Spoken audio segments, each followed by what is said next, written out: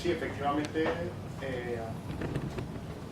como ha dicho Lorenzo, encaja mucho porque precisamente lo que has estado comentando es lo que yo he estado estudiando durante todo este tiempo, porque lo que he estudiado es la aplicación del derecho del trabajo a la economía colaborativa, que no es tesis doctoral, como ha dicho Lorenzo, es decir, mi tesis doctoral es de otro tema. Lo que pasa es que llevo tanto tiempo trabajando en este tema que efectivamente mucha gente piensa que es mi tesis doctoral, pero no, yo... Al menos tiene un libro. Sí, tengo un libro, eso es verdad. Tengo un libro publicado de este tema, pero no es la tesis doctoral, pero sí, efectivamente, es un libro porque llevo mucho tiempo trabajando, he publicado sobre este tema, el tema de la aplicación del derecho de trabajo a la economía colaborativa, he escrito varios artículos y que finalmente publiqué un libro al respecto. Bueno, y entonces, pues coincido plenamente con lo que ha dicho el profesor Romero y básicamente lo único que quería comentar algunos aspectos para añadir y sobre todo luego la perspectiva jurídica, ¿no? Algunos aspectos para añadir es que para mí yo creo que esto plantea un reto respecto al trabajo porque efectivamente es una nueva forma de organizar el trabajo. Es decir, realmente no estamos exactamente ante lo mismo, es decir, es como el Fordismo, el Taylorismo y ahora podríamos decir la economía, pues no sé, no colaborativa, no debería llamarse, creo yo, economía colaborativa, pero sí que es verdad que es una nueva forma de organizar el trabajo, que esa tiene una perspectiva económica y la cuestión es ver si las normas jurídicas pensadas para el Fordismo, para el Taylorismo, es decir, se crearon hace muchos años, porque el concepto de trabajador, el concepto legal de trabajador, apareció hace casi 100 años, sí puede aplicarse a esta nueva forma de organizar el trabajo. ¿Por qué? Pues muy sencillo, porque ¿qué hizo el legislador hace 100 años cuando pensó en el trabajador? Pensó, ¿a quién necesitamos proteger? Al trabajador de la fábrica. Entonces, ¿y el trabajador de la fábrica cómo es? Dependiente y ajeno, ¿no? Es decir, tiene estas notas de características. Tiene un encargado que le dicta instrucciones todos los días, trabaja en un local, que es una fábrica grande, la fábrica pertenece al empresario, por tanto, ajenidad en los medios patrimoniales, etc. Es decir, lo que hizo el legislador es, queremos proteger a esta persona, describimos en la ley cómo es esta persona y entonces la identificamos. Con el tiempo, ¿qué ha pasado? Que se ha disgregado el concepto legal del concepto social. Porque en el fondo, el legislador lo que quería era proteger a la persona que necesitaba protección. Solo que la persona que necesitaba protección era la persona que trabaja en la fábrica. Y entonces en el principio encajaban perfectamente la persona que necesita protección con el concepto legal. El concepto social de persona que necesita protección es la persona que trabaja con dependencia y ajenidad. Pero ¿qué pasa? Que con el tiempo el modelo productivo cambia muchísimo. Entre otras cosas por la aparición del sector servicios, lo cual hace más de 40-50 años que ha explotado el sector servicios y es mucho mayor que el sector industrial. Pero bueno, dentro de lo que cabe, seguía siendo un modelo bastante fordista, taylorista. Y por tanto, era bastante fácil el seguir con ese concepto de hace 100 años, seguir protegiendo a las personas que necesitaban protección. Pero cada vez esto se escapa más. Ahora mismo ya es cada vez más complejo seguir identificando con un concepto de hace 100 años, renovado hace 30, pero en cualquier caso sigue siendo el mismo, seguir protegiendo a estas personas que necesitan protección. Entonces, claro, aquí se plantean dos retos muy grandes. Uno, un reto de política del derecho, ¿no? Un reto legislativo y es, hombre, quizá deberíamos adaptar ese concepto jurídico, ese concepto de trabajador que necesita protección, que tiene mucho tiempo, al actual. Y entonces empezar a describir y empezar a volver a unir el concepto social de persona que necesita protección con el concepto legal de las personas a las que vamos a proteger. Porque si lo mantenemos separado, al final acabamos protegiendo a las personas que no necesitan, que sí que necesitan protección, pero dejamos fuera muchas personas. Y eso es lo que hoy en día oímos todos con el tema de los autónomos, ¿no? Que ahora mismo el autónomo es el más precario que hay. ¿Por qué la legislación no está protegiendo a los autónomos? Es verdad, hay que proteger a los trabajadores dependientes y ajenos, siguen necesitando protección, sin duda, pero es que ahora mismo los autónomos también, pero quedan fuera. ¿Por qué? Precisamente por eso, porque se han movido por diferentes sitios, es decir, y de hecho esto por supuesto está provocado, es decir, ahora mismo las empresas quieren no conceder derechos laborales y entonces lo que hacen es contratar autónomos. Si la legislación no permitiera esto, le diera protección al trabajador autónomo, pues esto acabaría. Es decir, ya la empresa ya no tendría por qué buscar, ¿no? Como si dijéramos, dejaría de haber vacíos legales de protección.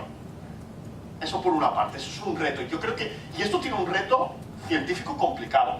Eso también es verdad, porque proteger al autónomo no es fácil. ¿Por qué? Porque el autónomo, si efectivamente es independiente, puede elegir cuántas horas quiere trabajar. Es difícil compatibilizarlo con un salario mínimo, por ejemplo, porque si el trabajador es el que elige cuántas horas trabajar, pues a lo mejor por siempre pagar un salario mínimo, el salario mínimo es porque es el empresario el que decide cuántas horas se trabaja, y el empresario lo que hace, como es el empresario el que dice cuántas horas trabajo, es el empresario el que luego paga por todas esas horas de trabajo. Si es el trabajador el que elige cuántas horas se trabaja, hacer responsable, ¿no?, al empresario por pagar esas horas puede ser un reto jurídico. Es decir, quizá habría que inventar nuevas protecciones. Eso es a lo que me refiero. Y eso obviamente implica un reto de que el legislador, pues, puede ponerse a pensar, pero es mucho más fácil que desde la academia, que tenemos más tiempo, pensemos unas nuevas formas de cómo proteger a esa figura. Ese es un reto, ¿vale? Un gran reto. El segundo reto sería el de no la protección de los autónomos que son verdaderamente autónomos, sino la protección de los falsos autónomos. Es decir, que esto sí que es una cuestión ya puramente jurídica, ya no es tanto de orientación legislativa, ¿no?, del deber ser, sino de lo que hay ahora. Con la legislación que tenemos ahora, ¿cómo podemos proteger a estas personas? ¿Por qué? Porque ahí surge el otro tema, y es el de los falsos autónomos, y es personas que en realidad sí que son dependientes y ajenas, y tienen ajenidad, tienen las notas características del contrato de trabajo, solo que esas notas se manifiestan de una manera totalmente diferente derivado de la tecnología. ¿Vale? Entonces tenemos por una parte que la tecnología cambia la forma de trabajar, pero es que además la tecnología cambia también la forma de controlar a los trabajadores. Y claro, ¿qué ocurre? Que los jueces y los inspectores, los que aplican el derecho, las administraciones públicas que aplican el derecho, piensan en formas de controlar al trabajador clásicas. ¿Cuáles son las formas clásicas? Le ponemos un encargado y el encargado le da instrucciones, le ponemos un horario, le ponemos una jornada. Esos son los indicios clásicos, ¿no?, de laboralidad. Pero hoy en día la tecnología está permitiendo que se controlen a los trabajadores de una manera completamente diferente. Y entonces, ¿qué pasa? Que muchas veces puede pasar que los jueces y los inspectores, los que aplican el derecho, no vean que haya dependencia. Digan, no, es que yo no la veo, este trabajador no tiene un horario, este trabajador no tiene una jornada, este trabajador no tiene un encargado. ¿Pero qué tiene? A lo mejor tiene un algoritmo. Y es el algoritmo el que les está dictando las instrucciones. Tiene una reputación online. Y a través de la reputación online se consigue que el trabajador haga lo que tiene que hacer, lo que la empresa tiene que hacer. Entonces, yo sobre todo esta segunda parte, bueno, de las dos partes he trabajado ya, pero de esta segunda parte lo que he intentado hacer es sobre todo viendo cómo funcionan analizando muy bien cómo funcionan estas empresas, yéndome a la realidad, viendo cómo funcionan estas empresas, ver cómo controlan a los trabajadores. Es decir, porque no lo controlan de la manera clásica, sino que controlan a los trabajadores de otras maneras. Y entonces decir, así es como se controla. Entonces, claro, sobre todo para que los jueces, los actores sociales, no se vayan a intentar ver cómo se controla a los trabajadores de la manera clásica, cómo se hacía el taylorismo, sino cómo hoy en día se controla a los trabajadores. Y de hecho, una de las conclusiones que se saca, pero no solo yo, sino doctrina en Estados Unidos, es que estos trabajadores de la nueva economía digital, de la economía colectiva, están más controlados que los trabajadores clásicos. Es decir, esto que dice Deliveroo de no, yo no controlo a los trabajadores y por tanto son independientes, esto que dice Uber, yo no controlo a los trabajadores y por tanto son independientes y yo no les tengo que dar derechos laborales. No, en el fondo están más controlados que los trabajadores clásicos, pero de manera diferente. Y solo os voy a poner un ejemplo para que veáis de una de las investigaciones, y es con el tema de la reputación online. ¿Vale? ¿Sabéis lo que es la reputación online? Es decir, esta posibilidad que se permite al cliente de un servicio valorar el servicio. Si le pones un 5, le pones una buena nota, esto puede ser TripAdvisor, etc., pero con el caso de los trabajadores. Entonces, claro, normalmente, ¿cómo funciona la empresa clásica? Una empresa tradicional tiene un encargado, pues yo qué sé, cada 20 trabajadores, en McDonald's, ¿no? Hay un encargado y 20 trabajadores, y el encargado se asegura de que los trabajadores lo hagan bien. ¿Por qué hay un encargado cada 20 trabajadores? Pues porque controlar a los trabajadores cuesta dinero. Entonces, ¿qué intenta hacer una empresa tradicional, una empresa clásica? Optimizar el control de los trabajadores. ¿Vale? Por tanto, no es un control, no es un encargado por cada trabajador, es un encargado pues cada 20. Pero ¿qué pasa ahora gracias a la reputación online? Que son los clientes los que gratuitamente dan esa información, si un trabajador lo está haciendo bien o lo está haciendo mal, dan gratuitamente esa información al empresario. No les cuesta dinero, Al empresario no le cuesta dinero porque es el cliente el que valora. Este conductor de Uber lo ha hecho bien. Le pongo un 5, un 5 o un 2 porque lo ha hecho mal. Entonces no hace falta poner encargados.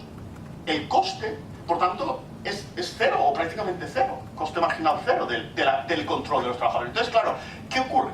Que entonces las empresas no intentan optimizar el control de los trabajadores. Lo que hacen es maximizarlo. El control es mayor. Precisamente porque además desde la perspectiva del cliente el trabajo del trabajador es observable en todo momento. Pensad en Uber, tú te subes a un Uber en todo momento desde que te subes hasta... De hecho, gracias al GPS tú sabes si el Uber ha tardado mucho en venir porque se ha desviado por algún sitio o se ha equivocado de calle y no ha ido directo a donde estabas tú. Y luego sabe el cliente una vez más, sabe si ha ido por la ruta más interesante para él. Y todo eso luego le reporta toda esa información de manera gratuita y altruista al empresario. Y el empresario luego con eso toma decisiones de despido. A este trabajador lo desactivo, lo llaman desactivar, pero bueno, la sentencia de Inglaterra ya ha dicho, hay una sentencia sobre Uber en Inglaterra que dice que los trabajadores de Uber son trabajadores laborales. De hecho, esta sentencia ha ido en apelación y la ha confirmado diciendo que son laborales. Ya veremos qué dice la más alta instancia, pero la segunda instancia también ha dicho que son laborales. Ha dicho, dejaos de eufemismos. De hecho, si os leéis la sentencia es una maravilla porque el juez está cabreado. O sea, está cabreado con Uber por los eufemismos. Dice, no me engañéis. O sea, esto estáis intentando, lleváis aquí un juicio varios días intentando engañarme y todo esto es muy absurdo. No es desactivar, es despedir. Eso lo dice la sentencia. Además, este juez pues le gusta Shakespeare, cita Shakespeare, o sea, es un juez que se esfuerza y probablemente lo hace muy bien, detectando todas estas nuevas maneras de controlar a los trabajadores. Entonces, bueno, pues, y no solo toman decisiones de despido, también toman decisiones de a este trabajador le doy más trabajo porque es un buen trabajador. Es decir, de organización empresarial. Entonces, yo lo que digo, una de las cosas que establezco ya en el libro y que creo que hay que seguir en ese paso es la reputación online es un nuevo indicio de laboralidad, que hasta ahora no existía, pero la tecnología lo ha puesto, es decir, es una manera de controlar a los trabajadores y de asegurar que hacen lo que la empresa quiere. Aquí habrá que ver, pues eso, si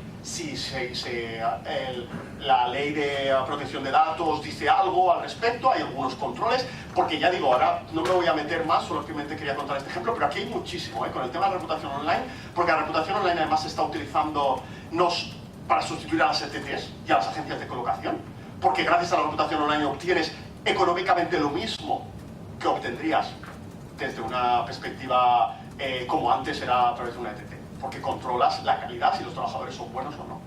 Y nada, simplemente ya eso era lo que quería comentar, añadir varias cosas. Una es que por todo esto de sinergias, el Comité Económico y Social a nivel estatal concede todos los años un proyecto de investigación, un informe que encarga externamente un informe todos los años a un grupo de investigadores sobre un tema.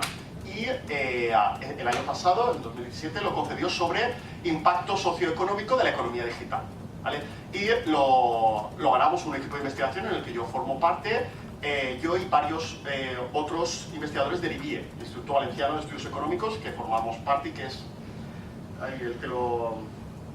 no me sale el nombre, pero bueno, lo digo por eso, porque en ese informe es de 2 años, menos de 2 años, entonces claro, hay muchas sinergias también, porque cualquier investigación, cualquier resultado que se saque aquí puede ir para ese informe del CES sobre economía digital. Y yo creo que además con el IBIE también se pueden hacer algunas, incluso jornadas combinadas o como se quiera, ¿vale? Y ya solamente, por último, estoy de acuerdo con lo que ha dicho el profesor Romero de que todo esto parece negativo, pero también trae cosas positivas, que es, creo, hacia donde habría que centrarse. Y una de las cuestiones que trae positivas es que precisamente, por primera vez en la historia, con esto de la economía colaborativa, en el fondo economía de plataformas digitales y la digitalización, se está permitiendo por primera vez que los trabajadores puedan elegir su horario de trabajo y su jornada. Lo que pasa es que ahora mismo se está utilizando para que sea el empresario el que la imponga y la flexibilidad solo está a favor de la empresa. Pero también podría hacerse a favor del trabajador. Y esto pueden aparecer nuevos derechos, como pueda ser el derecho a que el trabajador elija su jornada de trabajo. Hasta ahora, en el Fordismo y el Taylorismo era preciso que fuera el empresario el que dictara. La fábrica se abría 1 hora, la tienda se abre 1 hora. Entonces, es el empresario el que tiene que dictar el horario, sin duda. Y así está en el Estatuto de los Trabajadores. El empresario dicta el horario.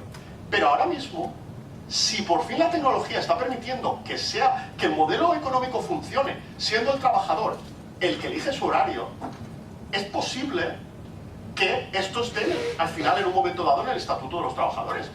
Porque el modelo productivo por fin era un derecho que hasta ahora no se podía ganar, porque el modelo productivo no lo permitía. Pero ahora mismo es posible que los trabajadores ganen ese derecho.